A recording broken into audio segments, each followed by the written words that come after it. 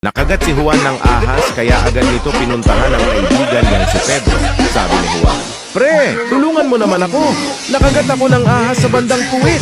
Hindi ko alam ang gagawin, baka mamatay ako." Sagot ni Pedro, "Hala, hindi ko rin alam ang gagawin. Tumawag na lang tayo sa doktor para ipatingin yan at malaman natin kung ano ang gagawin." Tumawag sa ospital si Pedro para ipa-check up si Juan. Sumagot ang doktor at kinausap, "Doc, nakagat yung kaibigan ko ng ahas, ano dapat kong gawin?" Tanong ni Pedro. Sumagot yung doktor, "Wala kaming available na gamot para sa kagat ng ahas.